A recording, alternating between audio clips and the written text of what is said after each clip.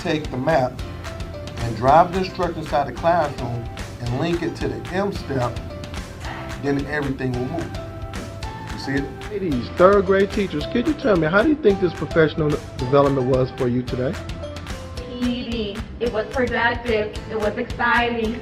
We will never leave Mr. Hurt's advising. Because the schools that I've worked with, the teachers I've worked with, their scores is go through the roof, because what I do is I talk about practical stuff that's practical. Because I'm a former teacher and also I'm a principal, so I'm gonna be telling you guys things that I know will work in your classroom.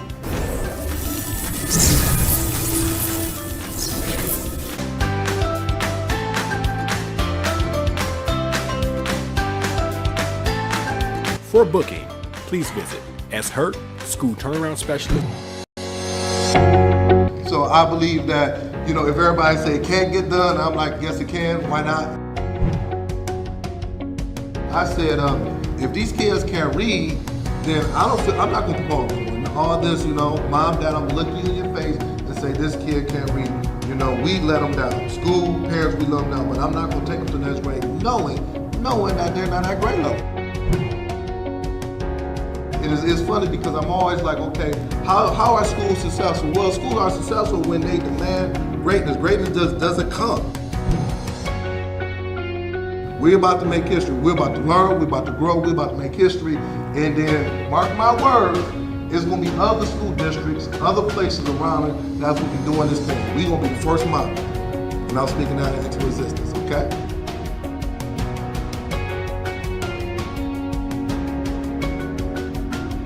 For booking, please visit shurtschoolturnaroundspecialist.com. Good morning, everyone. Good morning. This is Sean Hurt with another powerful Saturday morning podcast. But this is pre-recorded. I will be in Connors, Georgia, during my Saturday at 10 o'clock. So this is a pre-recorded podcast. But hey, the show still must go on. So I would like to thank everybody who tuned in on this Saturday morning. And this topic is a needed topic. I'm gonna discuss 10 strategies that will have a positive impact on teaching and learning. 10 strategies that will have a positive impact on teaching and learning. And the reason why I'm talking about that is because schools are starting up. Schools are ramping up. The teachers are coming in. So this is the thing. They're going to be asked so many questions, so much stuff to do. But let's scale it down and say, okay, teachers, what are some of the things that I can do as a teacher to have a positive impact on teaching and learning before the kids come in? I need to have the tools in my tool belt. So within the next 9 months, 185 days, however you want to look at it, when my kids come in, they will have quality instruction. And these strategies that I'm gonna give is strategies that I have done research on, I've studied, I looked at. 25 years in the business, talking to many teachers, and I feel that these strategies can help impact your staff, no matter if you're in high school, middle school, or elementary. That's why I said every teacher should be on this podcast as we speak. So I'm excited. I'm pumped up. So make sure you hit that share button. Make sure you subscribe to my YouTube page. Hit that share button. Tell me how much you like it, because once again, this right here is going to take you to the next level. I know it's Saturday and you having fun, and you might be working out like Josh Tarver, or you might be eating breakfast, whatever you're doing. Still make sure you tune into this podcast. So I always like to ask the question. I always like to start off with this one question. With this one question: what is keeping you up at night as an educator?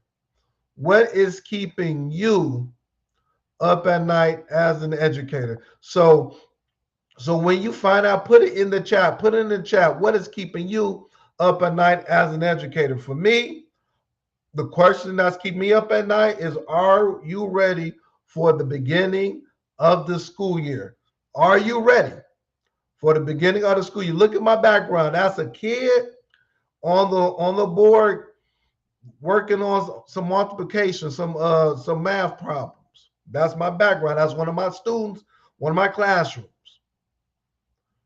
The question I want to ask, are you ready for the beginning of the school year? So that's the question. Put in the chat. What is keeping you up at night as an educator? What is one or two things that's keeping you up at night as an educator? Make sure I got that straight. All right, put it in the chat. Talk to me, y'all.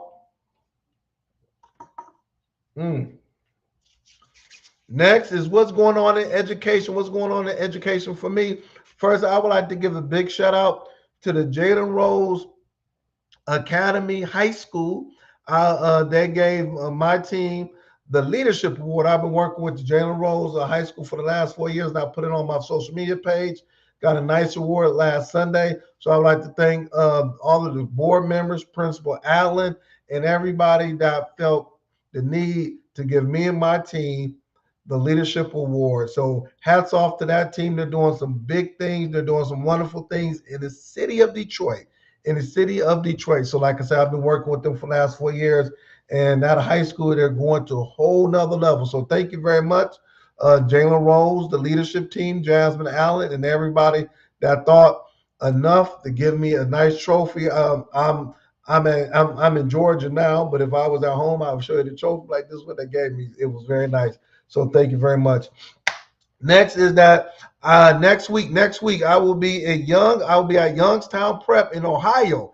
On Tuesday, I'll be doing a PD with the leadership team. They're starting up in two more weeks. So I'll be at Youngstown Prep in Ohio on Tuesday working with their leadership team. And then the next day, I will be in Ravenna, Ohio. So I'm doing back-to-back in Ohio. I'll be working with the whole school district, all three principals, the leadership teams. I'll be working with them.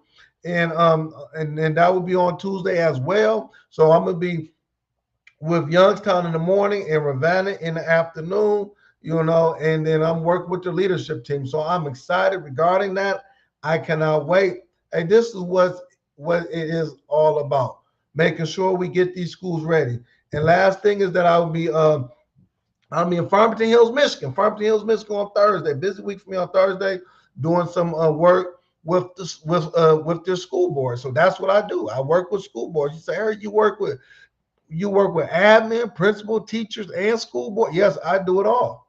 I've been working with school boards for 5 years, working with them, and that is what's missing. A lot of times we focusing on the principals or central office and teachers and whatever it may be, but we never have a conversation with school boards. But school boards are the ones that are hiring the superintendents. Those are the ones that's passing bylaws. Those are the ones that's governing the whole district. Do you know that school boards are over these big budgets? Some school districts' budgets are $300 million, $400 million. I'm going to say that again. You have school districts every year, they run $500 to $600 million budgets. 95 schools, 15,000 students. They're running 300, 400, 500 million. Listen, what I'm saying, $1 million budgets. So if they're passing these budgets, if they're governing all of these things, don't you think that school boards need to be trained? Put it in the chat. Do you think that school boards need to be trained? We don't talk about that, and then we always get mad and upset or whatever it may be. But no, we need to train school boards the same way we train superintendents, the same way we train assistant superintendents, so forth and so on. So that's what I'll be doing this week for me. But I love this work. It's starting up. Hey, it's ramping up, and I'm ready. I love this work. So let me go ahead and get started because I don't want to belabor the time. I want to be able to get into this and massage it because once again, I'm going to talk about the 10 strategies. I won't get through all of them that will have a positive impact on teaching and learning. So hit that share button. Come on, teachers, come on in. You still got time. I'm going to talk about the strategies. Why is this important? Because I don't want anybody saying after 2 weeks, 3 weeks, man, what's going on? I quit. I want to walk away from this. My classroom is wild. Things are taking place. I'm putting forth all of this effort, but I'm not getting the results that I need. So I'm going to talk about what we can do to make sure you get those results. So this is in no particular order. So the first strategies is setting goals. Setting goals. Effective teachers set and communicate clear lesson goals to help students understand success criteria. Effective teachers set and communicate clear lesson goals to help students understand success criteria. Setting goals. As a teacher, every lesson you do, you must communicate the outcomes to the students. Don't just say, I'm about to put it out there and I'm about to teach. No, what am I teaching? Why am I doing what I'm doing? A lot of times you will put some of your learning targets on the board. You have to communicate it. So if you're teaching math, English, science, whatever it is, I'm a teacher. I'm a first-year teacher. I'm a long-term, whatever it is, the first thing that you must do, this is non-negotiable, is setting goals. Write it down. Put it down. Write it down. Okay, I see it. Setting goals. Effective teachers set and communicate clear lesson goals to help students understand success criteria. Effective teachers do that. Now, if you want to have the same classroom you had last year, if you want to do what you did last year, well, keep on doing them same results.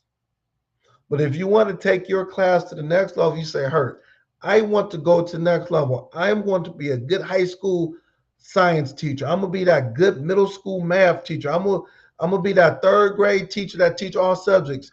What do I do? What do I do? Setting goals is the first one. And let me go back. It's funny because I was hearing the educator talk about this the other day. Education is the only field where every year is a restart. Every year is, you might have had a bad year last year, but now you got 25 new kids or 80 new kids or whatever it may be. It is a restart for you. So if it's a restart for you, now you say, okay, well, if it's a restart, I want to hit the ground running. I want to make sure that I got everything I need in place. The first thing is setting goals. Effective teachers set and communicate clear lesson goals to help students understand success criteria. Ooh, I love that right there. I got a lot of notes to go. Number 2, next one. Structuring lessons. So now is the time for you to make sure you structure your lessons. So let me talk about effective teachers plan and deliver structured lessons which incorporate a series of clear steps and transitions. Effective teachers plan and deliver structured lessons which incorporate a series of clear steps and transitions. All right, break it down for me, Hurt. If the first day of school is August the 17th, I would suggest that you have your first 3 weeks of your lessons ready to go. Well, my district gives me a pacing guide. That's fine. But you want to be able to teach, plan, and deliver the structured lessons. So that means you got to spend time with that lesson. You got to unpack that lesson. You got to know, okay, on day 1, I'm going to teach this. Day 2 is going to flow like this. Day 3 is going to flow like this. When do I do it? When the kids come into the classroom? No, you do it now. So you're spending time. You might have to take some stuff home. When I was a teacher, I took them lesson plans home. I looked at my lesson plans. I structured those lessons. I knew what I was going to teach. I had my materials ready. I had everything ready to go for at least the first 2 weeks of school. I was ready to go. I was planned. I was prepared. I was ready to go. Structured lessons, not lessons, structured lessons.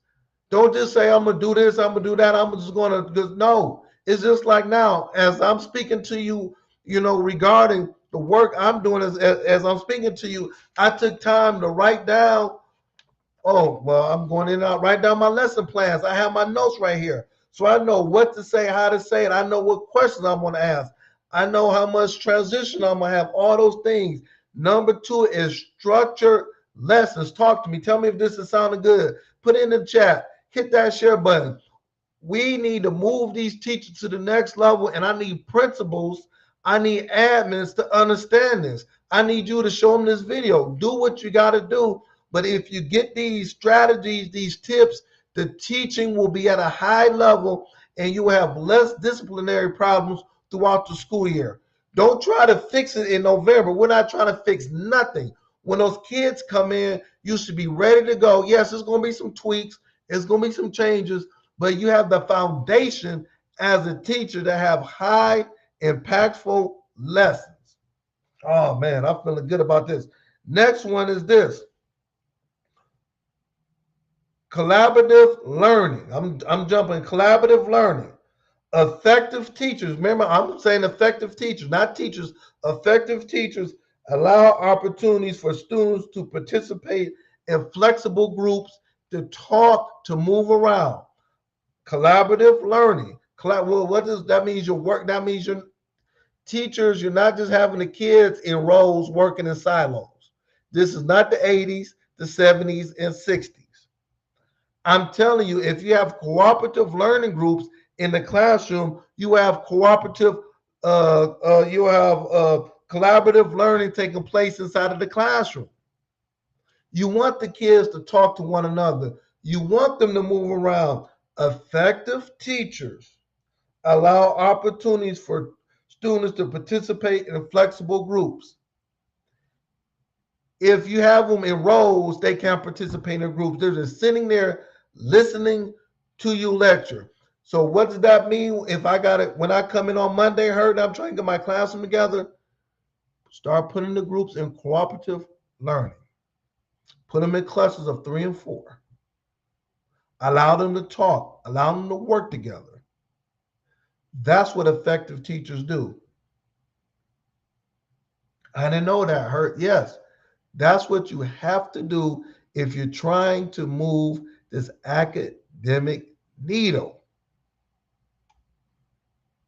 Don't wait till the kids come in. Work on this now. Watch my video. I'm giving you the answers to the test. There's no reason why all of these people that's on my podcast listening that you should be struggling with classroom management. There's no reason at all. Next one. Multiple exposures. Effective teachers provide students with multiple opportunities to encounter, engage, and elaborate on new knowledge and skills. Multiple exposures. Effective teachers provide students with multiple opportunities to encounter, engage with, and elaborate on new knowledge and skills. You don't just say, okay, I'm going to give it to you one time. And if you don't get it, we moving forward. You're not teaching to go through the pacing guide. You're not teaching to say, hey, I start on chapter 1 and I finish on chapter 19 at the end of the year. I'm done. I did my job. No. You want to be an effective teacher, give them opportunities to, it's called struggling with the word, working with it. They might not get it on Monday. They might need Tuesday and Wednesday to get this particular standard, this concept. Effective teachers give students multiple opportunities to engage in the lesson. And it goes back to this, the collaborative learning. If I'm sitting the kids in groups, they're talking to one another. They're engaging. They might not get it on Monday, but they might get it on Tuesday. And then you say, well, these kids, they're talking too much. The kids will talk in class, but allow them, facilitate the learning so they can talk about the lesson that's being taught during the class. Oh, I'm going to say this again. The kids is going to talk. Raheem is 15 years old. Susie Brown is 17 years old. They're in class. Allow them to talk because they're going to talk anyway, but structure it and facilitate the learning. Everybody say facilitate the learning. So now they're talking about the lesson that's taking place in the classroom. Why are you trying to, all right, be quiet, everybody? No, they're not going to be quiet for 30 minutes and listen to you talk. Their attention span is not that long. Your attention span is not that long. be the facilitator of the lesson, allow them to talk, allow them to engage, give them multiple exposures, whether it's through written work, whether it's through verbal, whether they're watching a video, reading a book, whatever it is, give them multiple exposures so they can be able to get the lesson. Oh, Hurt, I ain't know about that. Multiple exposures, yes.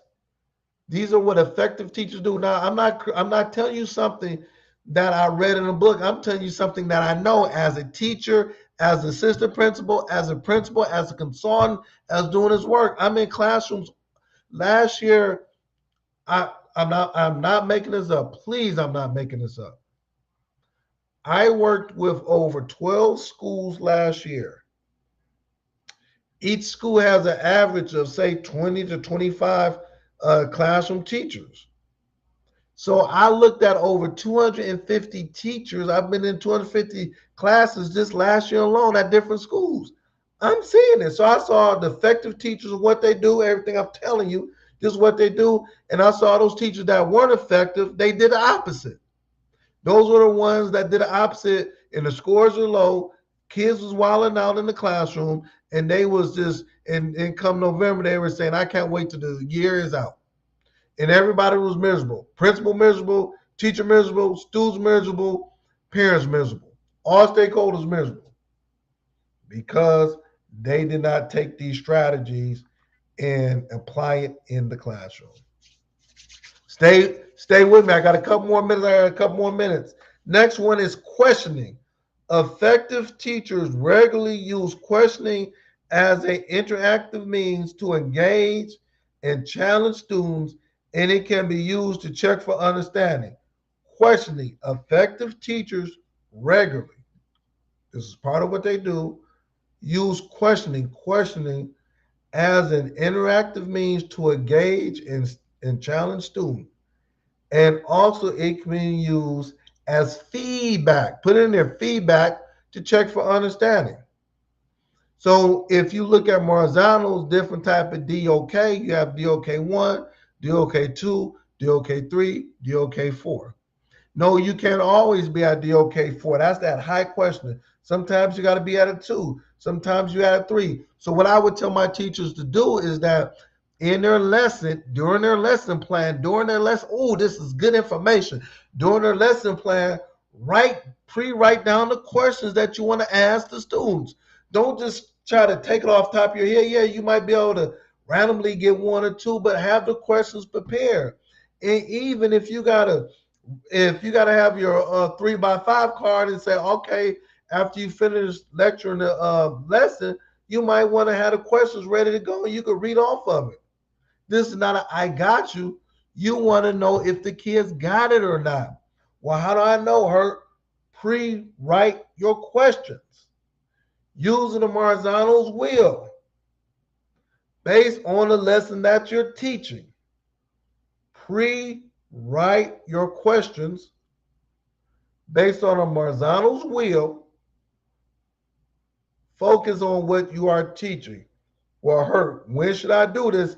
I would do it Monday. If I know if the district has given me the pacing guide, I'm going to go ahead and have questions ready to go at least the first couple of weeks. Why won't you do that?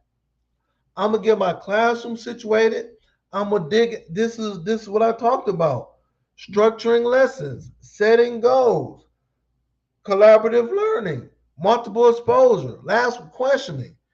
All these things go hand in hand as you are taking your classroom learning to this next level. The questioning is so important. How do you know if the kids got it or not? We cannot wait till Friday to give them an assessment. We must question so we can know if the kids got it. It's called check for understanding. And no, they don't always have to write it out. You can do a thumbs up, thumbs down. They have the whiteboard they can put on the whiteboard. Look on the back of my screen. You got the kid up writing on a whiteboard. You need to know if those 25 kids understand what you're teaching or not. If not, it's not your fault. It's feedback to be able to say, hey, maybe I went too fast. Maybe I thought that they was getting it, they didn't get it. Maybe I thought that they didn't get it and they did get it. The questioning is so important. Last one, and I'm going to get out of here. Explicit teaching. Woo! Explicit teaching.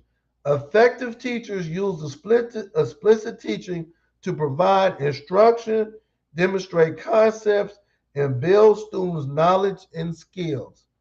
Explicit teaching. Effective teachers. Everyone says effective teachers use explicit teaching to provide instruction, demonstrate concepts, and build student knowledge and skills. That's what explicit teaching is. If you're not doing explicit teaching, the kids are not going to get it. They're not going to get it. You're just teaching just to be teaching. You spend 8 hours of that day. Yes, you worked hard, but are you working smart? Are they getting these concepts? Are they understanding everything? Whoa, hurt. That's deep. That's deep. So I'm going to stop right there because I want to make sure I'm using my time wisely. So I thank everyone for coming out. Now, just a couple of things before you leave. A couple of things. If you would like for me to come, this is the training I'm doing. I'm doing this training in Ohio next week. I'm training school boards. If you'd like for me to come, inbox me. I would love to share these strategies. I want teachers to go to a whole nother level. I need teachers to go to a whole nother level. Also, some people ask me, Herc, do you do one-on-one sessions virtually? If my district doesn't want, but I want you to come in and do some one-on-one sessions with me virtually and things of that nature. Yes, I also do that. Last year, I worked for about 6 different teachers all over the world, and they wanted to know about data. That's what a lot of people know about, data and classroom management. So that's what I do. Just inbox me. We'll go ahead and make it work. The 2 other things that if you have not picked up the book, make sure you pick up the book. Now, can you see it? Okay, yep. Make sure every parent must read this. Listen, you need to have these books ready for the beginning of the school year. This is a book that's very important for you to give to parents. You're going to be like, how come the parents aren't engaged? Why aren't they supporting? We miss out on the parents. Purchase the books for them and give it to them. Give them the books. You can get it from our website. If you're trying to do a big bulk order, hey, just email me and we'll go ahead and make it work. But these parents gotta have books. They gotta have strategies. We need to support the parents. So thank you very much. Thank you for attending my podcast. And if no one have told you, I love you. I thank you. I appreciate you. Please make sure you give me feedback on if this information was beneficial, and make sure you go over to Create and Educate at 10:30. Go over there now. After you leave here, go over there now. Support Tammy Taylor, Dr. Tammy Taylor, and Dr. Shiki Houston. So thank you very much. May God bless you. Have a blessed week. Let's start this school year off right. I'm supporting you. I know that you will do an excellent job.